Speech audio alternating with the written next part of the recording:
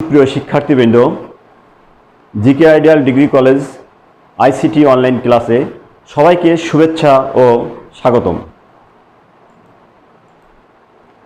আমি মোল্লা আবু কাইয়ুম, প্রভাষক, আইসিটি বিভাগ, GK ideal degree college, Ghasiara, Kamalapur, Sreepur, Magura.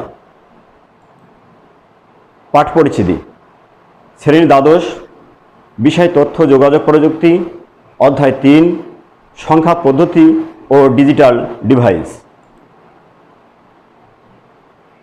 প্রিয় শিক্ষার্থীবৃন্দ, একটা ছবি দেখতে পাচ্ছ। এই ছবিটি দ্বারা কি বোঝাচ্ছে তোমরা একটু ভেবে দেখো তো, এটি কি হতে পারে? হ্যাঁ, এটি ছবিতে রাস্তা ক্রমে বিস্তৃত হচ্ছে, অর্থাৎ এখানে দুটি রাস্তা থেকে 4টি রাস্তায় কিভাবে বিস্তৃত হচ্ছে সে ছবিটি তোমরা দেখতে পেলে। অর্থাৎ তাহলে পারে আমাদের আজকের পাঠ ডিকোডার। সুপ্রিয় শিক্ষার্থীবৃন্দ, পাঠ শেষে শিক্ষার্থীরা ডিকোডার কি তা ব্যাখ্যা করতে পারবে, 3 to 8 লাইন ডিকোডার ব্যাখ্যা করতে পারবে। এই ছবিটি দ্বারা কি বোঝালো? এই ছবিটি হচ্ছে একটা ডিকোডারের ছবি। প্রশ্ন হতে লাগে, ডিকোডার কি? ডিকোডার হলো যে ডিজিটাল বর্তনীর সাহায্যে কম্পিউটারের বোধগম্য ভাষাকে মানুষের বোধগম্য ভাষায় রূপান্তরিত করা হয়, অর্থাৎ কোডেড ডেটাকে আনকোডেড ডেটায় পরিণত করা হয়, তাকে ডিকোডার বলে। আমরা জানি কোডেড ডেটা কি আর আনকোডেড ডেটা কি। প্রশ্ন হলো এখন, কোডেড হচ্ছে আর আনকোডেড এই দুটো ডেটা সম্পর্কে গত ক্লাসে আমরা বিস্তারিত বলেছিলাম। হয়তো তোমাদের মনে আছে যে কোডেড ডেটা অর্থাৎ কোডেড হচ্ছে কম্পিউটারের বোধগম্য ভাষা, আর আনকোডেড মানুষের বোধগম্য ভাষা। মানুষ যা বলে সেটা হচ্ছে আনকোডেড, আর কম্পিউটার তার নিজস্ব ভাষায় রূপান্তরিত করে, এটা হচ্ছিল কোডেড ডেটা। এবার এটা একটু বিস্তারিত আলোচনা করি। তোমরা একটি ব্লক ডায়াগ্রামে দেখতে পাচ্ছ কম্পিউটারের বোধগম্য ভাষা আমরা বলেছি আগেই বাইনারি ভাষা বা কোডেড ডেটা হিসেবে আসছে এসকি, ইবিসিডি এবং বিসিডি। এটা আমরা কোথায় রূপান্তরিত করব, কিভাবে আমরা রূপান্তর করব? ডিকোডার। ডিকোডার কিভাবে হবে? মানুষের বোধগম্য ভাষা বা আনকোডেড ডেটা বা আলফা নিউমেরিক বর্ণ। তাহলে পরে আমরা এই ব্লক ডায়াগ্রামের সাহায্যে দেখতে পেলাম যে কম্পিউটারের বোধগম্য ভাষাকে মানুষের বোধগম্য ভাষায় রূপান্তরিত করে হচ্ছে ডিকোডার নামক একটি সমন্বিত সার্কিট।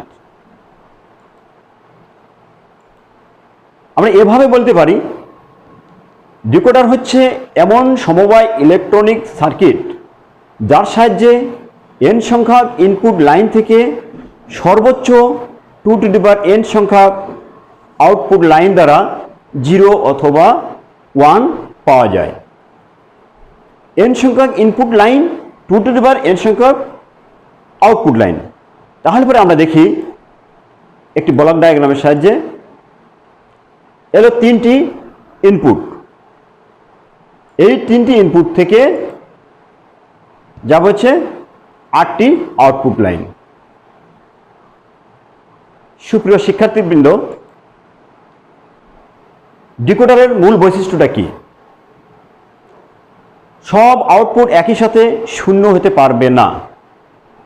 ডিকোডার বর্তনী একটি আউটপুট 1 হলে বাকি আউটপুট 0 হবে।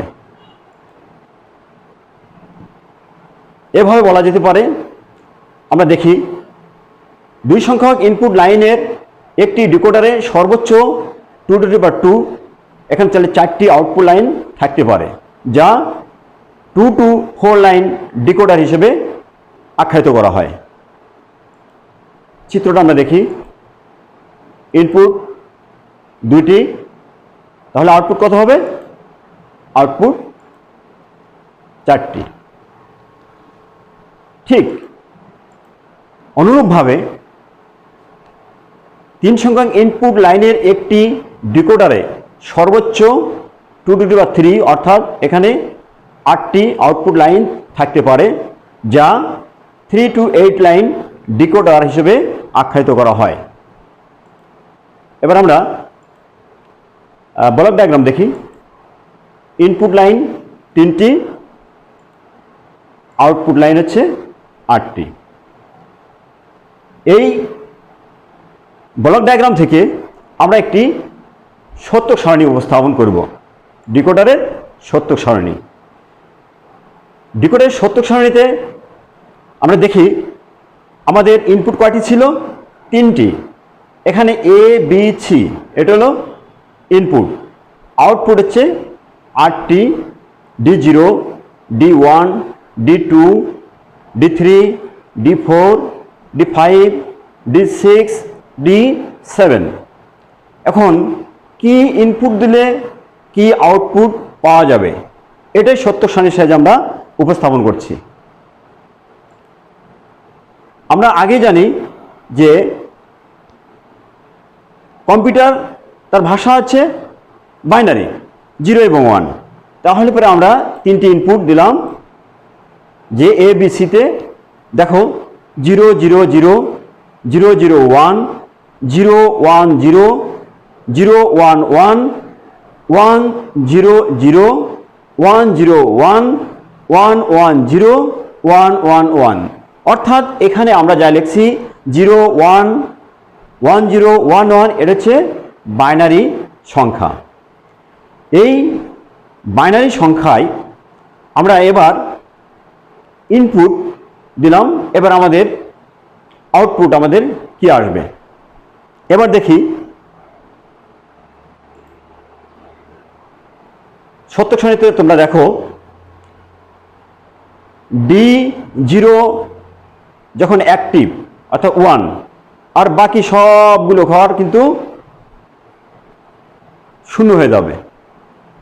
এইবার দ্বিতীয় লাইনে যে দেখো D1 1 active, D2 1 active, D3 1 active, অর্থাৎ একটি মাত্র 1 অ্যাক্টিভ আছে, আর বাকি সবগুলো আমরা বলছি আগেই যে কোনো একটি আউটপুট লাইনে যদি 1 হয় আর বাকি সবগুলো 0 হবে। এবার তাহলে এবার আমরা কিভাবে দেখব? বলা হচ্ছে যে 0 যদি 0 হলে চলক নট হবে, আর 1 হলে চলক হবে। এই ক্ষেত্রে আমরা দেখি কিভাবে সমীকরণ D0, দেখো A0 B0 C0 যখন ইনপুট হবে তখন D0 1 অ্যাক্টিভ। তাহলে পরে তার সমীকরণ হবে D0 সমান A0 B0 C0। আমরা নট কেন পেয়েছি আগেই বলেছি, দেখো যে A0 B0 C0, 0 হলে পরে কি হবে? নট হবে। এবার আমরা D1, তাহলে পরে D1 এ দেখো A0 B0, তাহলে A0 B0 C, তাহলে আমরা কি পেলাম? A0 B0 C। Next D2 সমীকরণে আমরা কি দেখতে পাচ্ছি? A0 B C0। D3 A0 B C। D4 A B0 C0। D5 A B0 C। D6 A B C0।